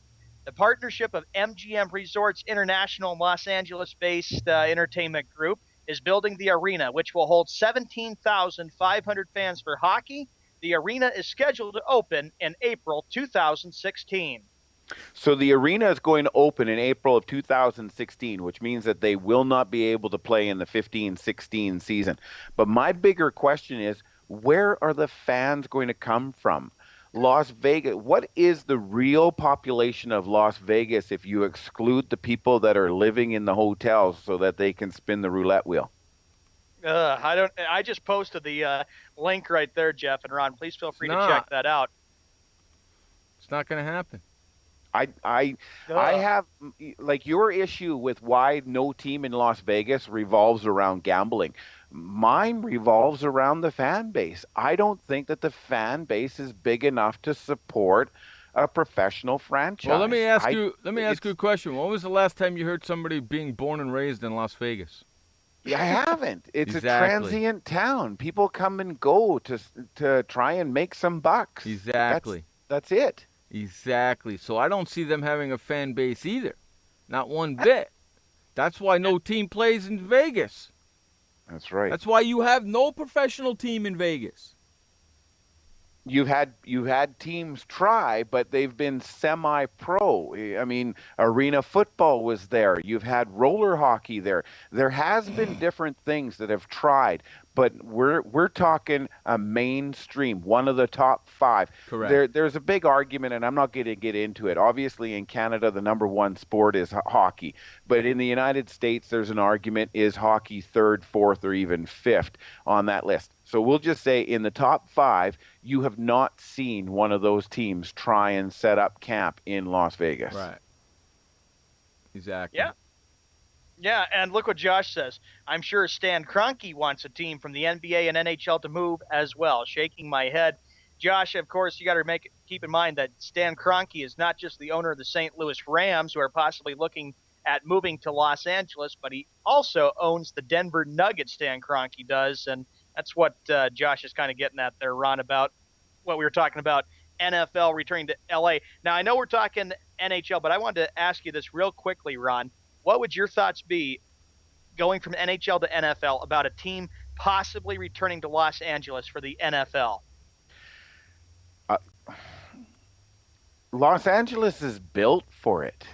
I think that there should be an NFL team. I can't believe they've had three. What is it? They've had 3 cracks at it, and they still haven't had a chance to have a team stick. From 1982 to 1995 was the years that the LA Rams and the LA Raiders both played in the area. Then on Christmas Eve of 1994, both teams played their last game and moved out. Rams moving to St. Louis, and the Raiders moving back to Oakland. Now there's talk about a brand new stadium, and Jeff, you're saying it's not going to be big. Wait until they're going to enjoy it now, but wait till fans don't even come up and watch games in LA. It's going to be more empty than it's going to be anything.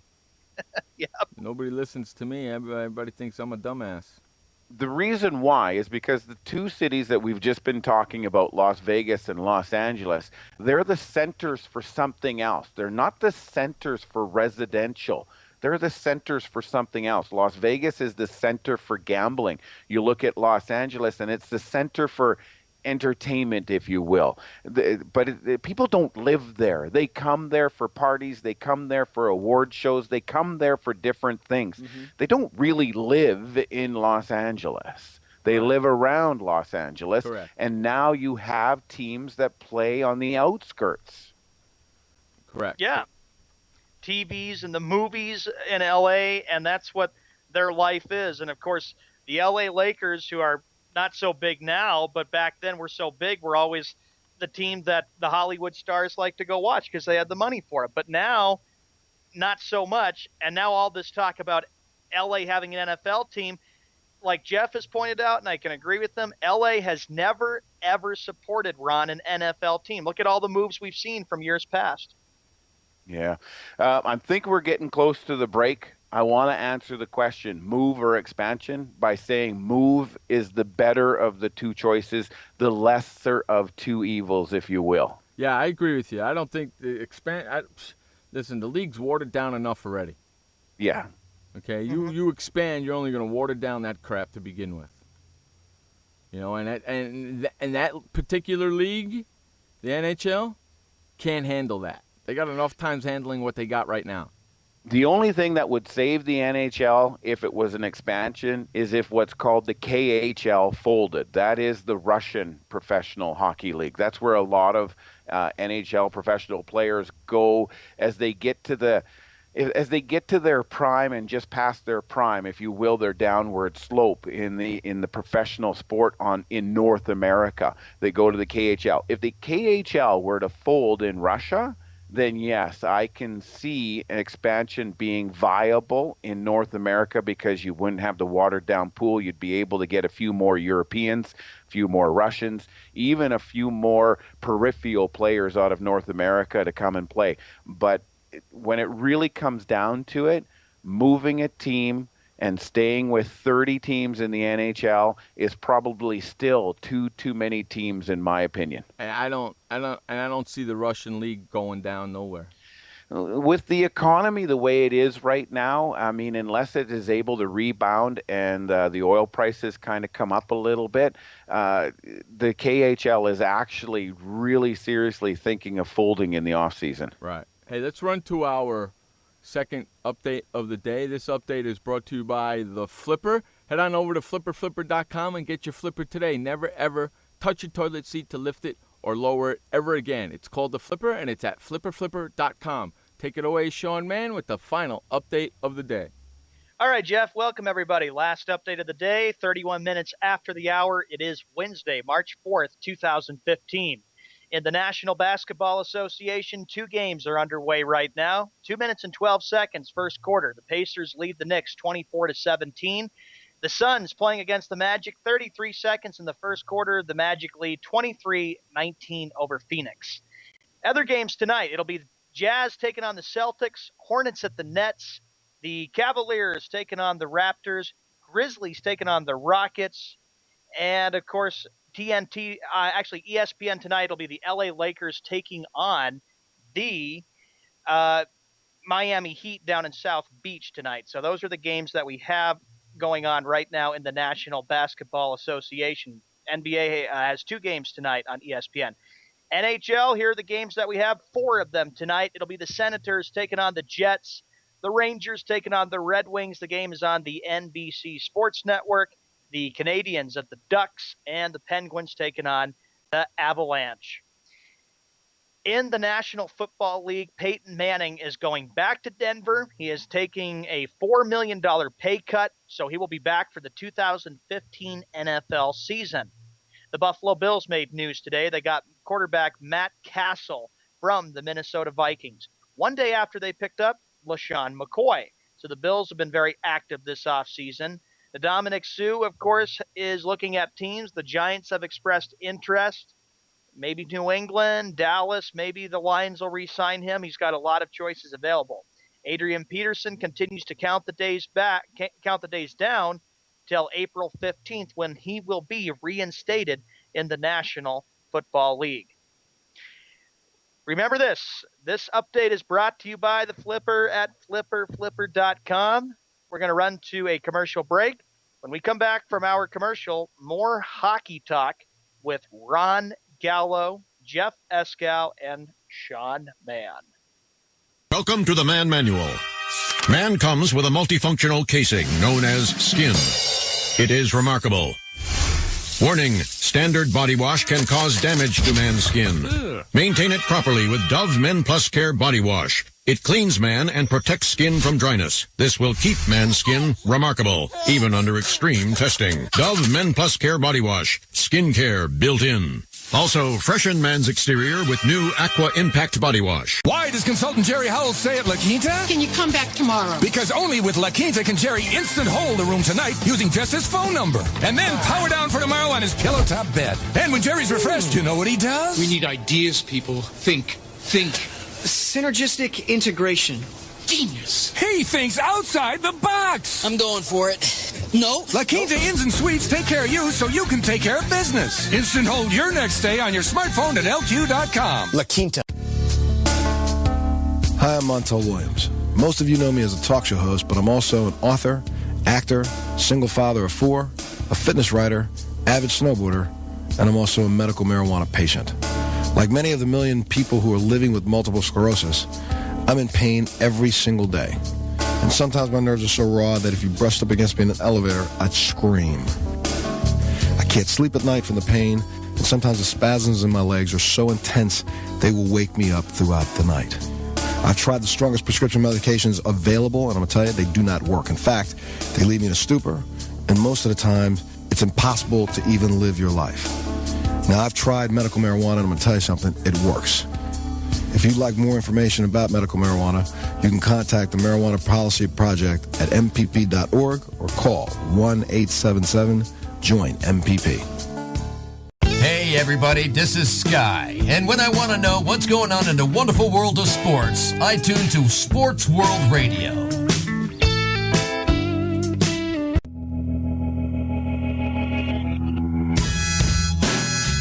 Welcome back to Sports World Radio. Jeff Escow, Sean Mann, bringing you the fastest 2 hours of sports talk each and every Monday through Friday right here on SportsWorldRadio.com. Also joining us like he does each and every Wednesday in the second hour of the show is our good friend and hockey guru, Ron Gallo. All right, so we're still in our hockey talk. What else you got for us, Ron?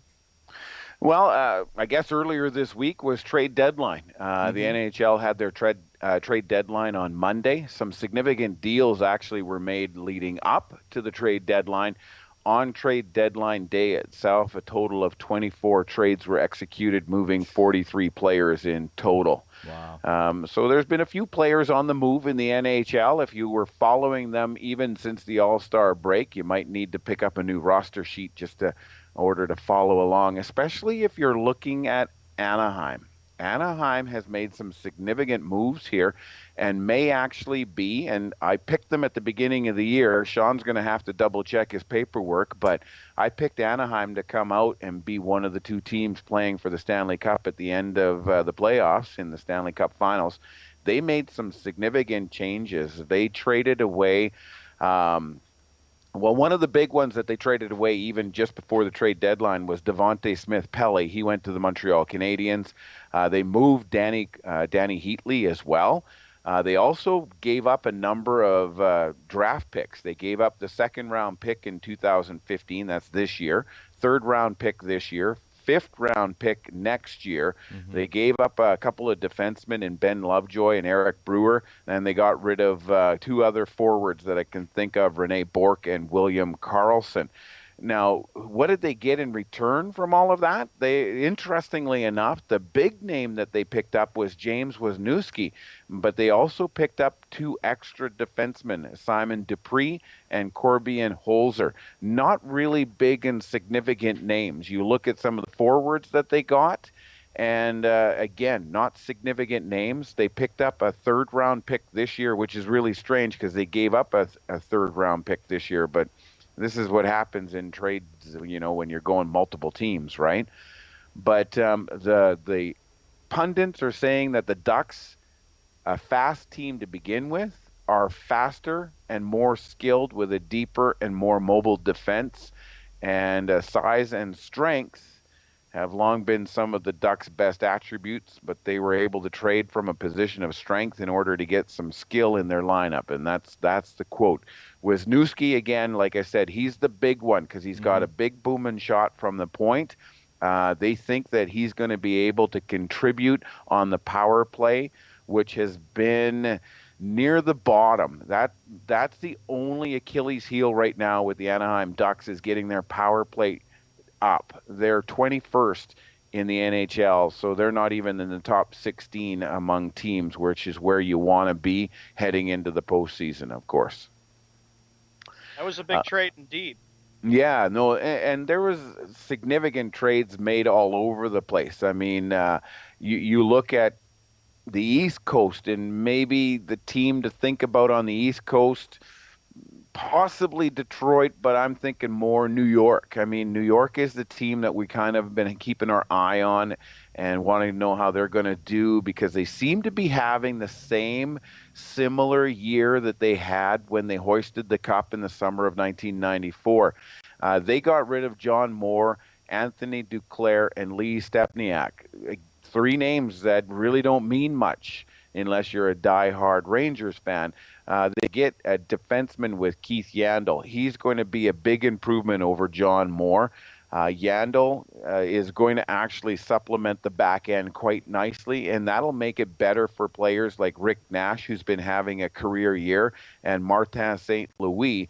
Yandel can actually move up and play, call it an ambidextrous position, because he can play both defense on the blue line and he can play up as a forward. And he's expected to jump up on the rush and be right with Rick Nash and Martin St. Louis many times. That is true. And you talk about it too, Ron. I like what you said about the NHL and about how everybody's kind of got their eye on New York. You'll probably get into this too. We got a big game tonight, as mentioned in the update. Rangers are playing against Detroit. The Rangers are playing really well in the National Hockey League. And I'm looking at that Metropolitan. You got the Rangers and the Islanders. That's quite a battle. Maybe the two teams, you could see them maybe meet in the Eastern Conference Finals. Who knows? Well, we'll go over some of the standings here in a second. But interesting to note, I mean, you would expect this. The Metropolitan Division has both New York teams in there. They're separated by a single point. Interestingly enough, the New York Rangers have 3 games in hand on the Islanders. They're 1 point back. One of those games in hand is being played tonight. I think it's a 5 o'clock start on the West Coast, our time zone. It's starting at 8 back east. New York Rangers are in Detroit to play the Red Wings in the Joe Louis Arena. It'll be interesting to see how these two teams fare. The two teams are similar in point structures, if you will, 84 and 81. The Detroit Red Wings having 81 points. They're coming off of 2 wins. They have basically a 500 record in their last 10 with 5 wins, 3 losses, and 2 overtime decisions against them. The New York Rangers, They just got rid of a loss that kind of stung them a little bit on the weekend. They are 8-1-1 in their last 10. They picked up a win. They're looking to continue kind of on the route that they were on prior to that loss. They need to get a couple more back into the win column so that they can leapfrog over the New York Islanders and solidify top spot in the Metropolitan Division, and then challenge the Montreal Canadiens for top spot in the East. And this is where we get into our playoff standings, if you will. I mean, we're still a ways away, but the wild card race is pretty interesting in both the East and in the West. It sure is. And this is the month, we're coming to crunch time, Ron. We got the whole month of March. We don't have much left of April, and it's going to be interesting to see what happens the next couple weeks as we're getting closer to the NHL playoffs. There's only about 4.5 weeks, 5 weeks of hockey left before the regular season is done. If you consider that every team plays on average 3 games a week, you're dealing with somewhere between 12 and 15 games left for many of these teams. True, and very competitive, and it should go right down to the wire in the NHL. But Montreal looks really good. Tampa Bay has been much improved this year. Detroit, and of course the Pittsburgh Penguins. I wonder how Wes feels about the way the Penguins are playing this year. Well, the Pittsburgh Penguins are on a streak of 4 wins. Their last 10 are 6-3-1. But really, I think that the Pittsburgh Penguins are not where they want to be. They have 81 points. They sit 3rd place in the Metropolitan Division. They're tied for 6th spot overall, if you will, in the Eastern Conference. So the 2 wildcard teams will be looking to kind of come in and fill up those 2 extra holes to have the 8 teams in the East. But interestingly enough, if you look at some of the teams, the Washington Capitals have 80 points. And then there's a significant drop-off after that. So you have 7 teams in the East that are above 80 points. You have the rest of the teams are, I'll say 70 and below, and you're going to correct me, Sean, because the Boston Bruins have 71. But they are 9 points back of the Washington Capitals. They are still holding down the 2nd wild card spot right now, but being challenged by, of all teams, the Florida Panthers, who have 69 points. Before we go to the final commercial break, I believe the Bruins will get in as a wild card, but I will be honest, and I will say I don't expect them, and I'm speaking as a Bruins fan, I don't really expect them to maybe get very far in the playoffs. They've been hit with injuries, and there have been some times that they just don't look right. There's something wrong with the Bruins. I don't know what it is. You need to go to a break, so don't comment on my comment. I'm just going to say Boston didn't do enough at the trade deadline. True. And on that note, we're going to run to our final break of the day. You're listening to Jeff Escow, Sean Mann, and Ron Gallo on Sports World Radio. We'll be right back. I had PTSD.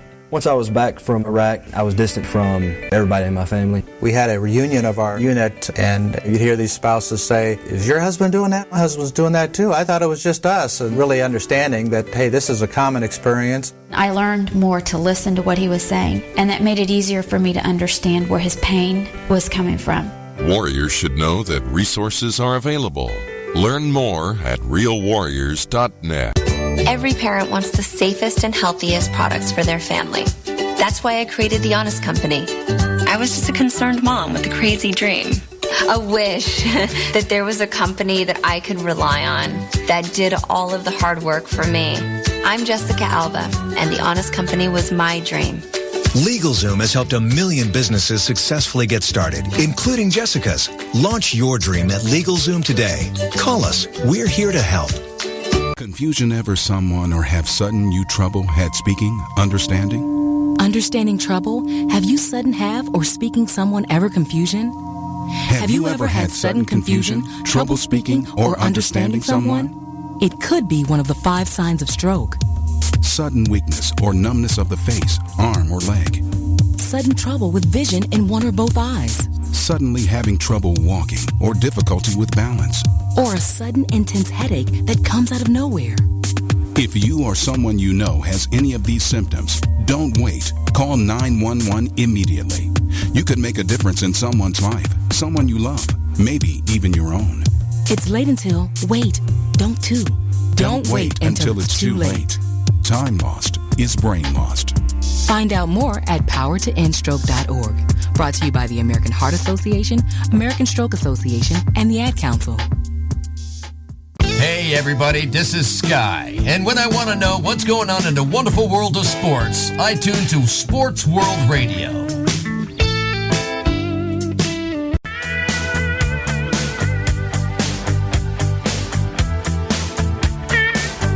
Welcome back to the final segment of Sports World Radio on this Wednesday afternoon.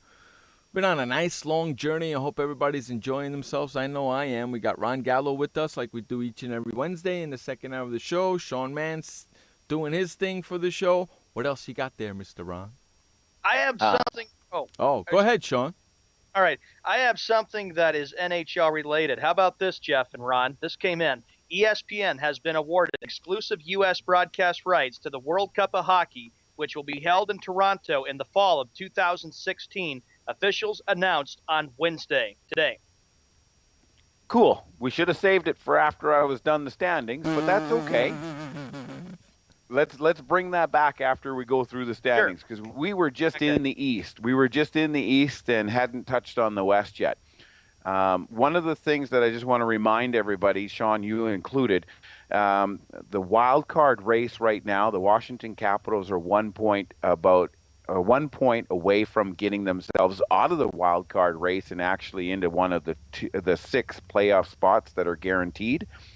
They would end up knocking down the Pittsburgh Penguins. The Boston Bruins right now need to separate themselves from the Florida Panthers. I've already talked about that. I know. But in the West, this is extremely interesting. You'll remember what I told you about the separation between the 6 teams that are in and those teams that are on the outside hoping to find a wild card spot. That's where there's a true separation there. When you look in the West, a complete exact opposite. There are actually teams holding on to a playoff spot, 2 of them, that have the same or less points as 4 teams that are currently in a wild card race with them. So what's happened is the Vancouver Canucks have 75 points. The Calgary Flames have 72 points. They play in the Pacific Division.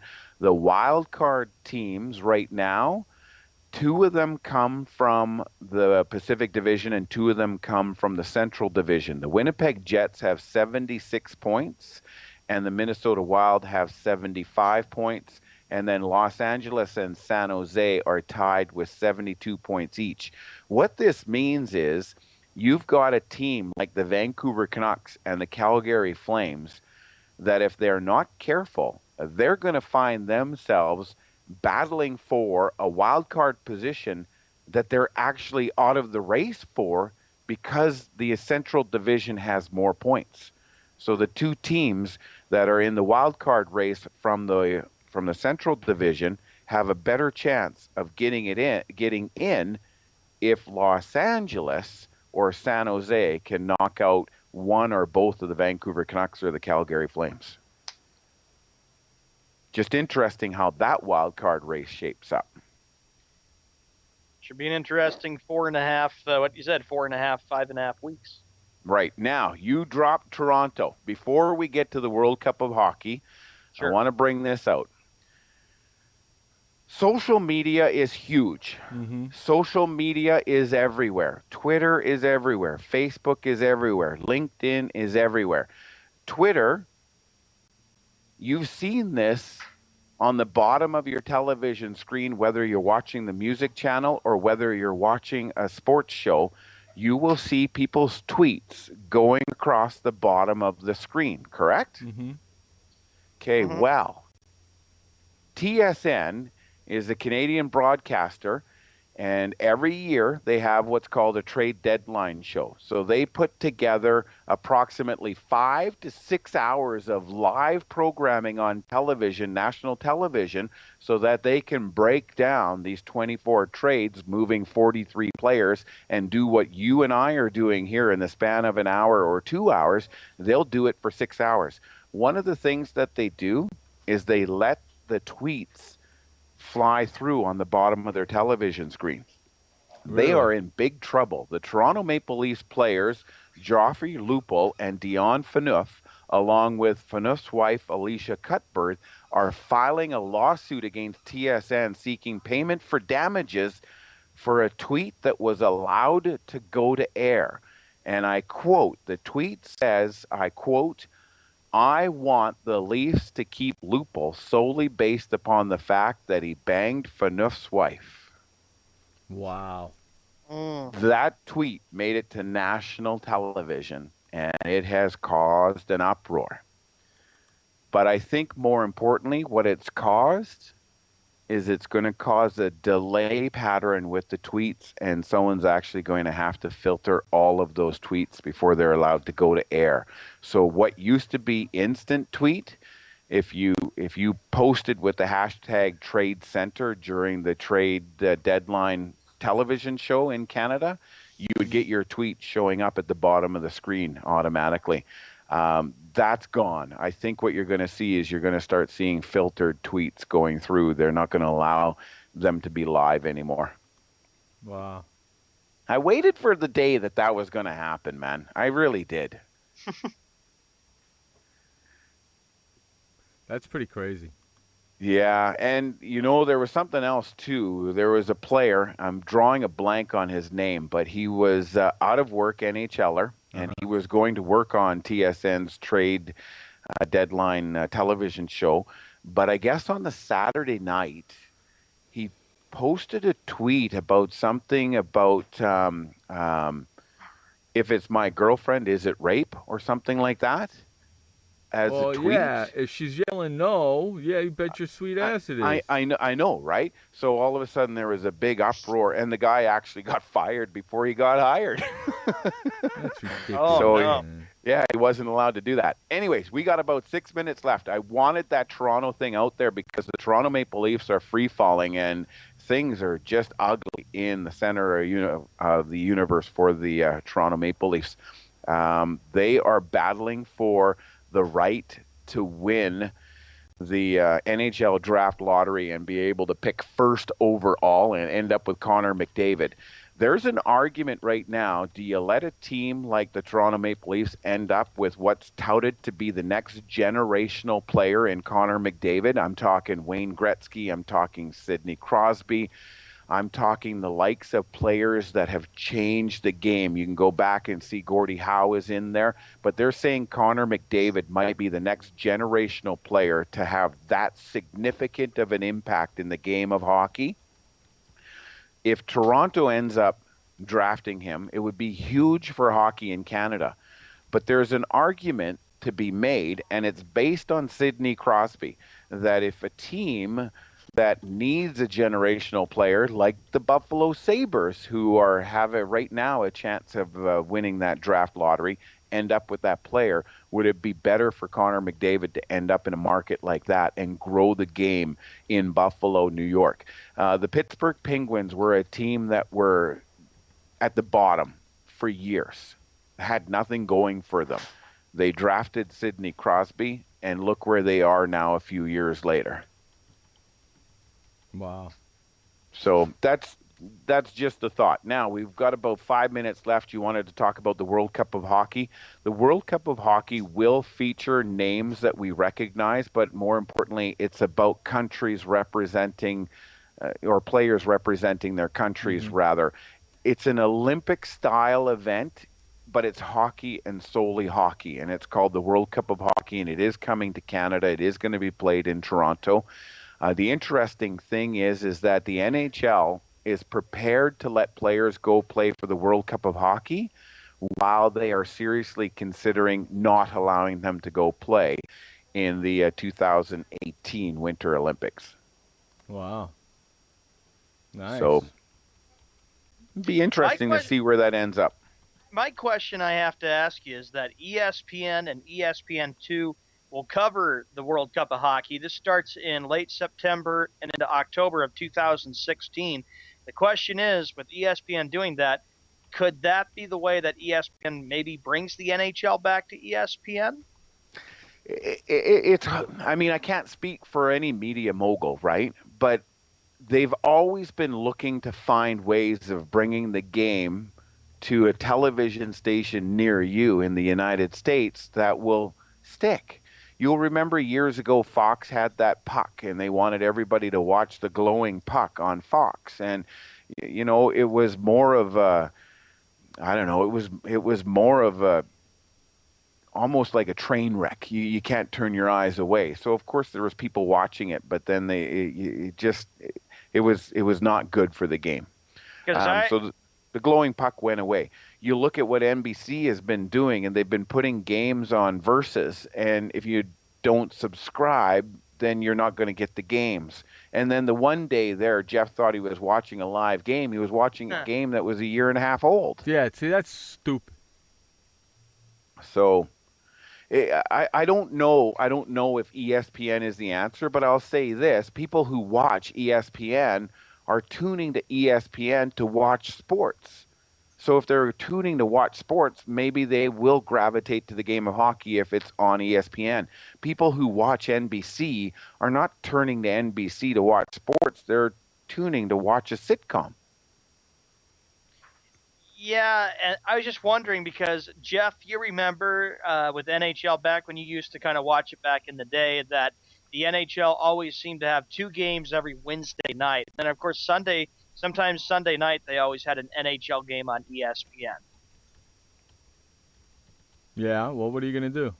But after the lockout that happened in 04-05, that ESPN didn't like it, and then they just gave up with them. And then, they went to the Versus channel, in which Jeff called it the minor league channel of sports, man. That's exactly what it is. It's the minor league channel of sports.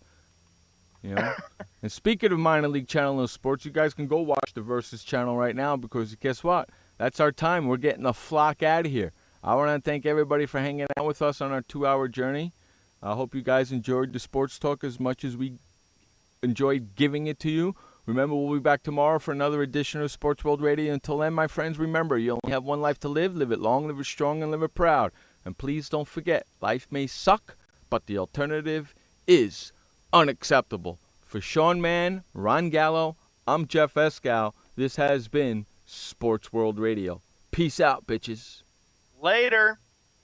Hey, boy, Stimpy. We sure had fun today, didn't we? So long, kids. Come on, Stimpy, say goodbye. Where are we going? The show's over.